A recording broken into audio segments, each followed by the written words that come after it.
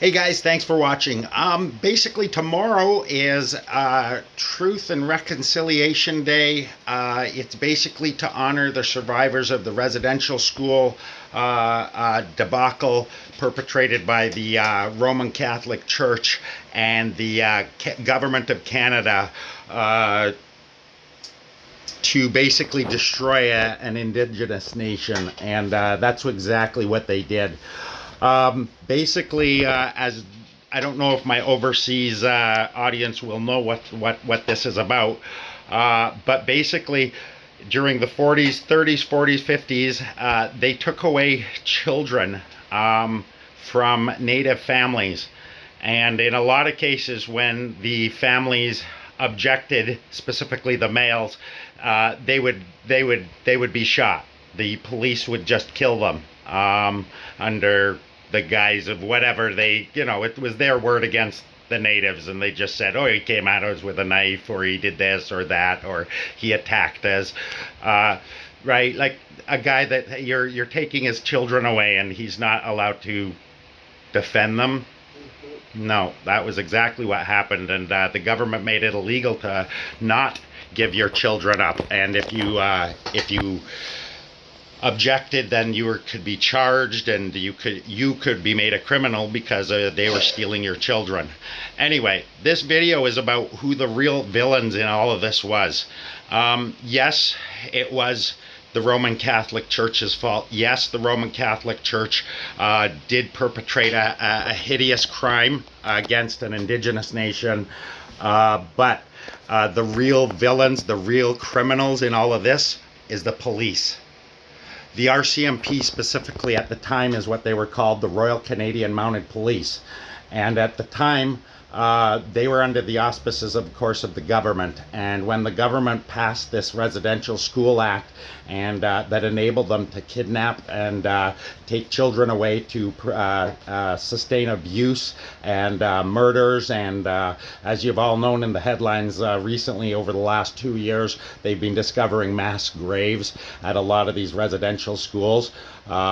Keep in mind, when these children ran away from these schools and ran away from the sexual abuse, the physical abuse, the mental abuse, and everything else that came with it, traumatic, who brought them back?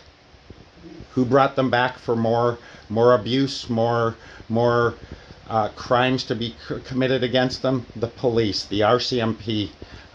If you have a family member that was an RCMP member that took part in this, you should be so ashamed. You should kill yourself. I mean, I'm kidding, of course, but you're horrible. Your whole family is horrible for thinking that that's okay. Thinking that you're just doing your jobs, taking advantage of the situation to exterminate and execute natives under the guise of he attacked me when I was trying to take his kids. He attacked me and tried to stop me, and so I shot him. Like, it's unspeakable.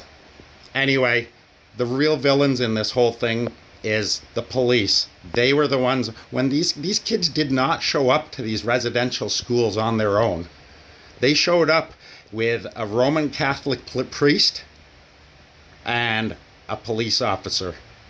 And that's who showed up to take these. The Roman Catholic Church, hey, they maybe had good intentions. As hideous as those intentions were, they maybe went into it with good intentions, sincerely. In their hearts, they thought, the higher ups in the church genuinely thought that they were doing a favor by curtailing a savage race. Bringing civility and religion to a savage peoples, an uneducated savage peoples. That's how they viewed us. And they might have had good intentions overall, but the police knew exactly what was going on when the laws were passed, and they said when these enactments were passed, and they said, yeah, this is the plan. We're going to go kidnap and take children for their own good, but we're going to take them from their families. The police right then should have said, we want no part of this. But instead, they followed what the government said. They were just doing their jobs like good little Nazis, just following orders like good little Nazis, and nothing's changed. If they were ordered to, you don't think they could come to any one of your houses and take your children away, whether it's with a priest, a fax worker, a CAS worker, whatever your province, they could come and take your child, and they'd be happy. They'd be cheerful to come and steal your child out of your custody for whatever unfounded allegation, or if the government okayed it and said, we're taking all the Russian children because of the war, and however ridiculous. Whatever. I mean, this whole residential school thing was ridiculous. We're going to take children from the families and force them to learn another culture. But that was okay. But if something like that happened today, the police would still be more than happy to back those unlawful orders and back that kind of action, and they would still come and steal your children. Today, the real villains, just like back in then, are the police. Thanks for watching, guys. Do your own research into this. You'll see it's what I'm saying is true. They knew exactly what they were doing when they were doing it, just like the Nazis. We're just following orders. We're just doing our jobs.